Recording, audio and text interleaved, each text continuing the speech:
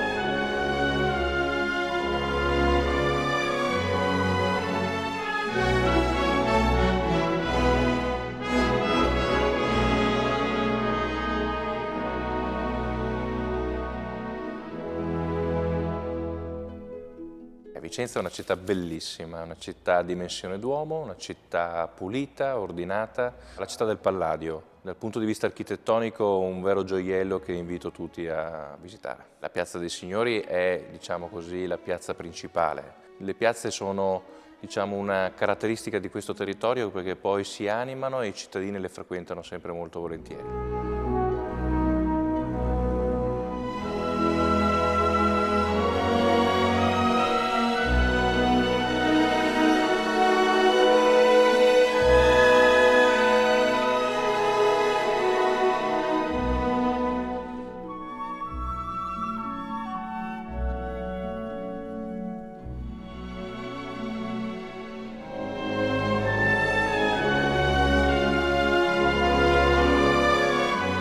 Palladiana per noi rappresenta un monumento nazionale, è stato riconosciuto come tale, però è anche un contenitore culturale. È bella sia vuota che ospitando delle mostre. Noi da anni organizziamo mostre anche di rilievo internazionale, abbiamo avuto anche Van Gogh l'ultima mostra e a dicembre avremo anche una mostra sulla donna e sarà, diciamo, una mostra di rilievo anche questa internazionale.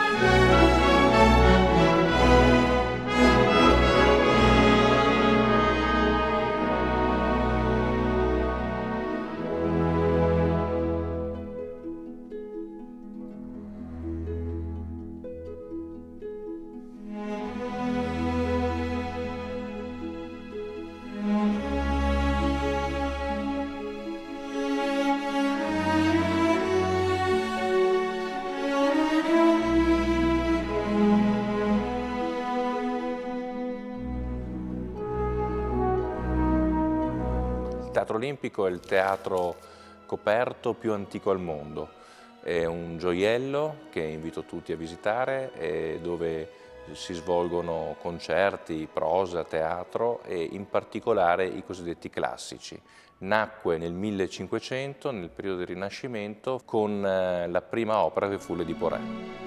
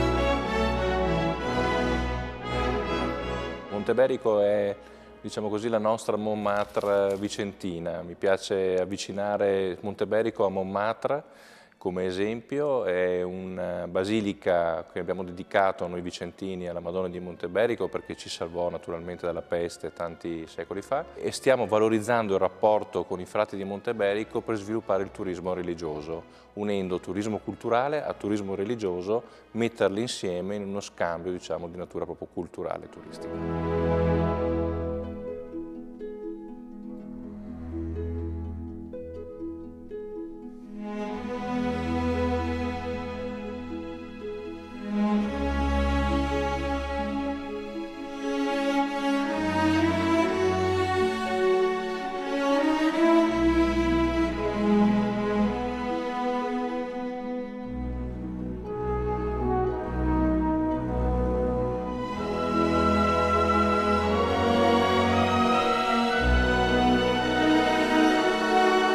Vicenza ha delle vie con palazzi bellissimi, Contrapporti ne è un esempio, ma abbiamo anche delle bellissime mura duecentesche. Abbiamo di recente ridato alla città e al turismo l'apertura del Torrione, con una mostra anche di arte contemporanea e una rivisitazione di un torrione del 200 che oggi è visitabile fino all'ultimo piano.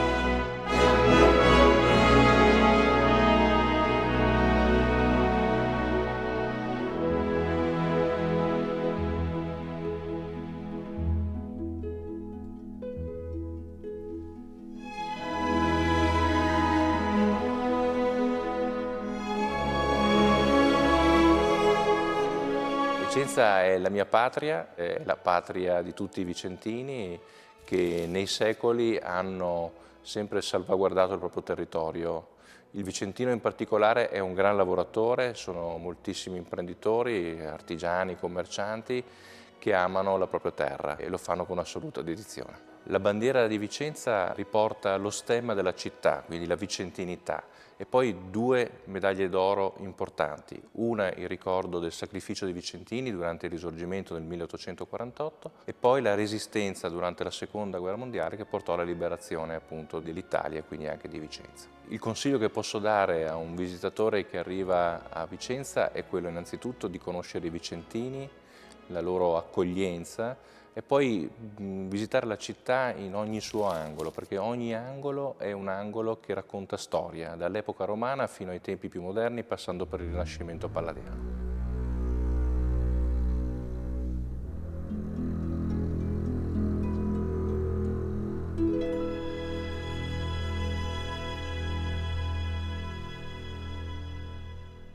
Adesso con il vescovo Monsignor Beniamino Pizziol andiamo a conoscere la bellezza della chiesa di Vicenza.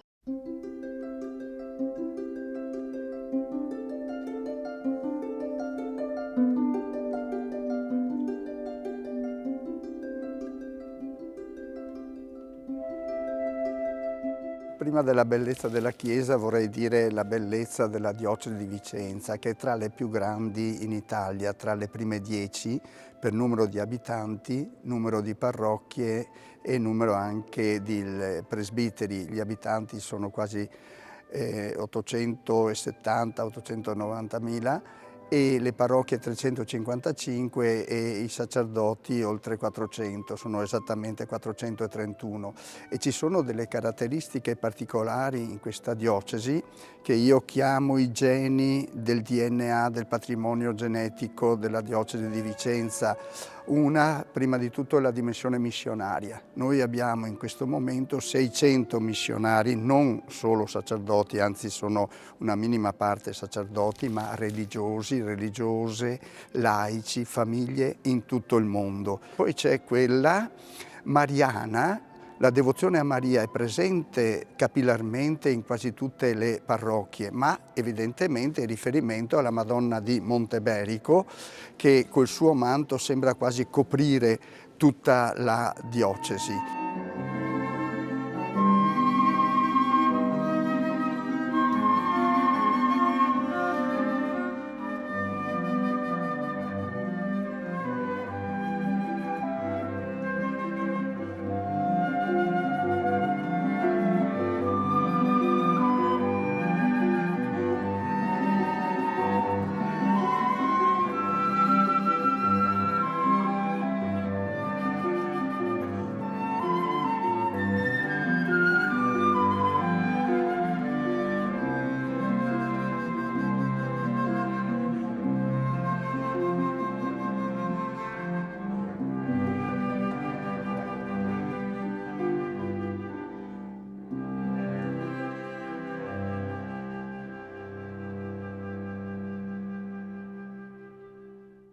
E quindi noi abbiamo un cuore pulsante che è Monteberico, ma evidentemente la cattedrale, con tutte le sue caratteristiche, anche gli scavi archeologici che stanno sotto il pavimento, e questo luogo dedicato al culto è stato presente fin dai primi secoli della vita della Chiesa, direi anche entro il 300, e quindi nel momento in cui la Chiesa non era ufficialmente riconosciuta. Qui troviamo sotto il pavimento gli scavi romani. Hanno dato alla luce anche una domus romana piuttosto ampia, dentro la quale c'era anche la domus ecclesiae, una piccola stanza relativamente piccola dove si trovavano i cristiani per celebrare l'Eucarestia nel giorno del Signore.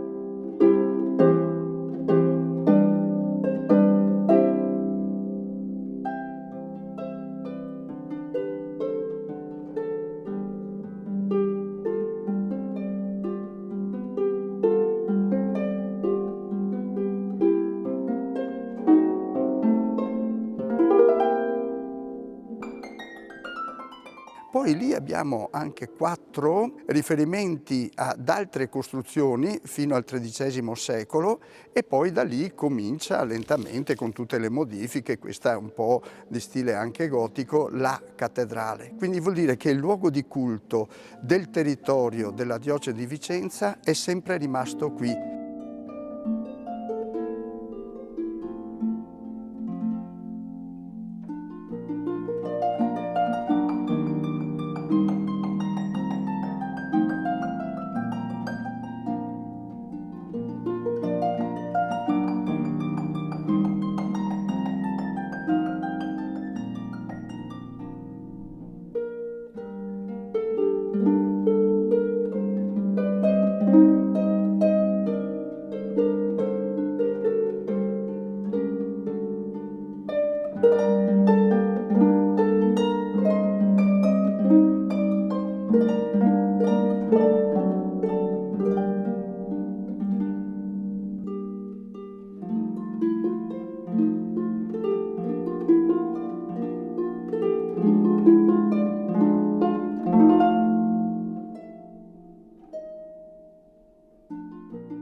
La diocesi di Vicenza ha anche un'importante reliquia che è la spina di Cristo. Sì, questa reliquia, che è stata portata nel 1259 dal beato Bartolomeo da Breganze, lui è nato a Vicenza, ha studiato a Padova, un uomo intelligente, e ha ricevuto l'abito domenicano proprio da San Domenico.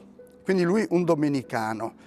La Santa Sede si è accorta di questa persona così importante, così capace, e quindi l'ha mandato ad esempio anche in Palestina, poi è stato a Bologna, è stato a Parma, è stato soprattutto legato pontificio alla corte d'Inghilterra e alla corte di Francia. Lì nel 1259 riceve da San Luigi IX sia la reliquia della spina, sia anche la reliquia di un pezzettino della Santa Croce. Lui li fa incastonare in una medaglia che porta con sé, e arriva nominato vescovo qui a Vicenza e fa costruire una chiesa, Santa Corona, la corona di spine, poi la consegna ai domenicani perché lui è domenicano, e noi abbiamo questa chiesa che secondo me è la chiesa dal punto di vista della bellezza a cui lei accennava all'inizio, è la prima diciamo in Vicenza. La cattedrale è bella e solenne,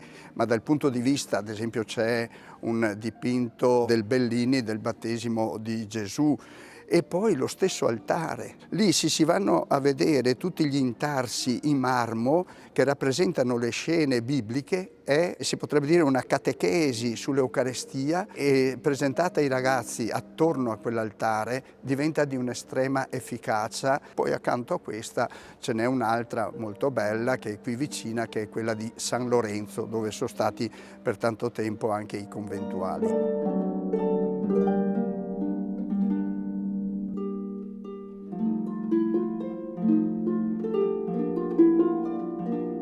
quando si dice Vicenza si dice Palladio, no? Abbiamo tappezzato tutto il territorio di Vicenza dalle opere del Palladio, che vuol dire un gusto, una bellezza del tutto particolare, riconosciute evidentemente a livello mondiale. Però ci sono delle realtà che raccolgono questa bellezza anche, diciamo, in progressione storica. Il caso del nostro museo, dove trova ogni sala che è riferita a un secolo particolare, quindi si può fare anche in senso, diciamo, diacronico la contemplazione della bellezza.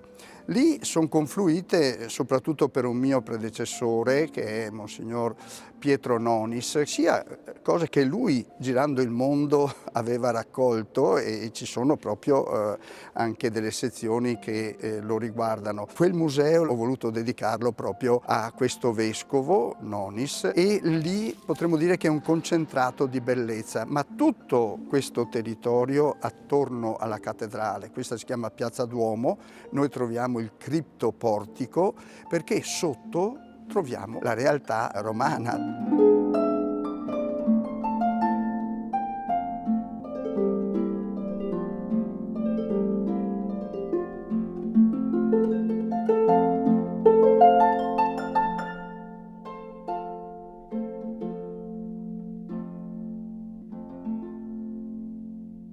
Tra i tanti itinerari da percorrere a Vicenza non può mancare l'itinerario del gusto. Con Ivana Boscolo andiamo a degustare alcuni piatti tradizionali e le altre tipicità del luogo.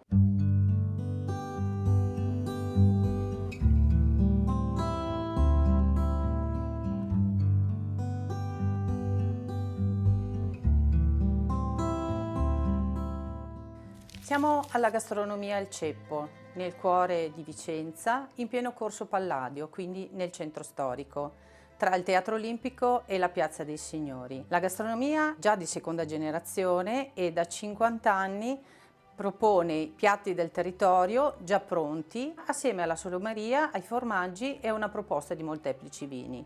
Sicuramente la terra offre il prodotto della montagna, che è legato alla montagna di Asiago, in molteplici proposte di stagionature, dal giovane di 30 giorni fino all'invecchiato di 24 mesi. Bassano del Grappa diventa dominio per il biancone del Grappa, il morlacco e il bastardo del Grappa. La soppressa, nella sua denominazione DOP delle valli del Pasubio, è l'insaccato che ci dà sicuramente più lustro, solo maiale, sale e pepe. Il prosciutto crudo scalza il valore di Parma e di San Daniele, perché la nostra denominazione vicentina è rivestita in quello che è la DOP regionale di denominazione veneta, quindi prosciutto crudo veneto. Salami, prodotti della terra sono i piselli di Lumignano, gli asparagi sempre di dominio di Bassano del Grappa, l'asparago bianco, ma i prodotti che sicuramente nella nostra tavola e nella nostra tradizione danno più lustro sono legati all'ingrediente che viene dalla Norvegia, lo stoccafisso, una grandissima sostanza proteica che ha salvato la nostra popolazione dalla pellagra, la malattia che non aveva nessun apporto proteico, e questo alimento che veniva da così lontano permetteva al contadino di conservarlo per tutto l'inverno senza deperire nelle stalle e nelle cucine. Quindi lo stoccafisso si trasforma nel piatto più importante che abbiamo in città, che è il baccalà alla vicentina, che nella ricetta della venerabile confraternita del baccalà alla vicentina prevede polenta, grigliata, morbida, tagliata a fette, con il piatto bello fumante. Farina, uovo, acqua e sale creano la nostra pasta, che sono i bigoli. Nella storia anatra era l'ingrediente dedicato alla Madonna del Rosario, prima domenica d'ottobre, e dalla prima domenica d'ottobre è diventato un piatto tradizionale per tutti i giorni, quindi bigoli colarna. La sardina, alimento poverissimo, pesce molto povero ma ricco di omega 3, o salato ma deliscato e leggermente coricato su una cipolla marinata con un pochino di olio d'oliva, diventa la nostra sarda in saor, sarda in sapore. I dolci invece sono sempre partiti dalla tradizione povera. La torta è quello che avanzo a tavola. Avanzo il pane vecchio, avanzo la farina, la polenta, l'uvetta, la frutta secca, un po' di valore di grappa, ammolato tutto nel latte, coricato sopra la stufa, il tempo tecnico che la stufa si spegne, la mia torta è pronta. Viene data ai bambini per la prima colazione, bambini che si chiamano putei. Il consorzio invece dei produttori della torta La Gatta si sono riuniti tutti insieme e, scalzando la torta povera di pane, si sono dedicate una torta più qualificante: cioccolata, goccia di cioccolata, mandorla e scorza d'arancia. Nel nostro sottobottega noi vi invitiamo in questa panoramica di 500 etichette di vini diversi, ma vogliamo anche farvi scoprire che oltre al territorio legato al centro storico e al valore del Palladio, Vicenza è di origine romana. Proprio sotto i miei piedi c'è la trachite del marciapiede dedicato alla via Postumia, che oggi è il nostro corso Palladio, però ad un livello di quasi 4 metri più basso rispetto al suolo stradale odierno. L'invito che posso porgervi è: dedicatevi una pausa, un aperitivo, un pranzo nella nostra bella città, dedicato anche a tutte le etichette e al valore delle uve del territorio, assieme a tutti i nostri piatti della tradizione.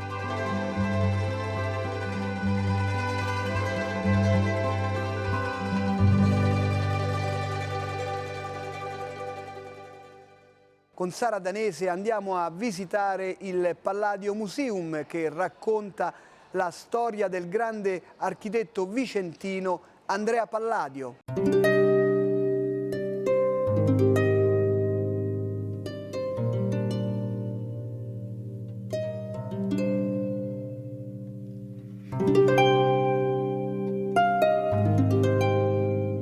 Il Palladio Museum è un museo molto recente, è nato nel 2012 e ospita attualmente la fondazione che lo ha appunto voluto e realizzato. Si tratta del Centro Internazionale di Studi di Architettura Andrea Palladio. Il palazzo che ci ospita è un palazzo di Andrea Palladio. Il progetto per la realizzazione, o meglio per la ristrutturazione di questo ambiente, risale al 1569. La persona che più lo ha aiutato e lo ha reso appunto il Palladio che conosciamo è senz'altro Gian Giorgio Trissino. Lo accoglie come un figlio in casa propria e gli insegna tutto quello che poteva insomma dargli dal punto di vista delle conoscenze, e soprattutto è lui che lo conduce a Roma la prima volta appunto negli anni 40, e lì Palladio incontra e vede le architetture degli antichi romani e torna più ricco di conoscenze a Vicenza e inizia a mettere in opera nelle sue costruzioni, nei suoi progetti per le famiglie nobili vicentine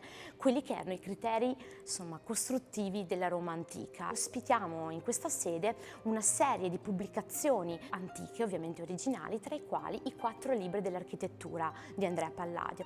Questo è il vero segreto del successo del nostro architetto, non solo in Italia ma anche in Nord Europa e in America. Altro segreto di tecniche costruttive di Andrea Palladio è l'utilizzo dei materiali. Palladio è noto principalmente per l'edificazione delle ville palladiane. Al Palladio Museum abbiamo il piacere di ospitare una serie di modelli lignei che sono rappresentativi delle ville, dei palazzi urbani di Andrea Palladio. Abbiamo molti spazi dedicati anche alla didattica, per le famiglie, per i ragazzi, per le scuole, dalle scuole materne fino alle scuole superiori. Ospitiamo ogni anno gruppi delle università più importanti del mondo, realizziamo dei seminari pensati proprio per gli studiosi e il nostro corso palladiano, che ogni anno vede la partecipazione di numerose persone provenienti da ogni parte del mondo.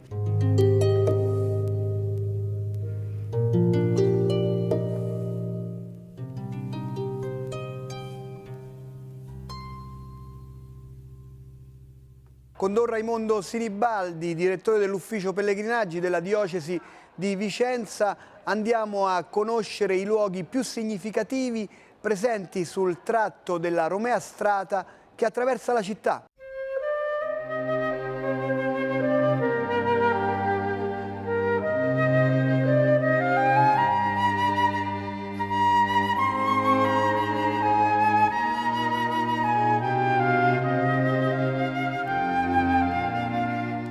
Ci troviamo qui a Vicenza in una chiesa molto particolare che è la chiesa di Santi Felice e Fortunato. Questi due grandi protomartiri della chiesa delle origini del cristianesimo provenivano da Aquileia, che è la chiesa madre di tutto il nord-est d'Italia, dalla quale sono nate 52 diocesi in tutta la Mitteleuropa e quindi in tutta l'Europa centrale. Questa chiesa è stata costruita lungo la via Postumia, extramuros, cioè fuori della città di Vicenza, ed è diventata progressivamente un punto di riferimento molto importante per la comunità cristiana vicentina. Ma proprio lungo la via Postumia questa chiesa ha avuto anche la grande funzione di accogliere i pellegrini. Da questa via Postumia è passato nel 333 d.C., quindi 20 anni dopo l'editto di Milano di Costantino, è passato il primo pellegrino che da Bordeaux in Francia è andato a Gerusalemme. E poi successivamente, secoli dopo, vicino a questa chiesa si sono insediati anche i templari, i crociati, i monaci guerrieri che custodivano i luoghi santi, ma custodivano anche i pellegrini che andavano verso i luoghi santi. Ecco quindi l'importanza della via Postumia e della Romea Strata. È importante anche ricordare che da Vicenza passava un'altra via di pellegrinaggio importantissimo, questa proveniva da nord, è la via Romea Vicezia. Ecco allora Vicenza come snodo importantissimo delle vie di pellegrinaggio, dove ci sono le reliquie della Passione di Cristo a Santa Corona e in cattedrale, dove ci sono queste antiche vestigia e presenze di cristiani fin dalle origini, e dove c'è il santuario della Madonna di Monteverico, dove lì è apparsa a dei bambini come di solito, e quindi grande luogo di fede, di spiritualità, grande luogo di approfondimento dell'interiorità che è centro vitale della nostra vita, e quindi anche Monteberico nei secoli successivi è diventato un grande polmone spirituale per i pellegrini e per la via Romea Strata.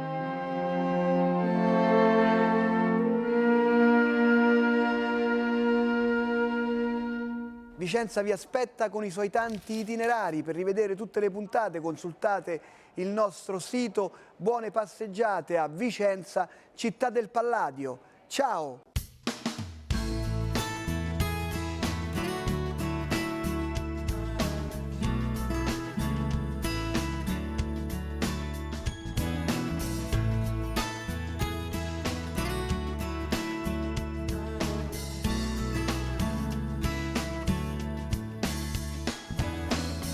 Vi aspettiamo!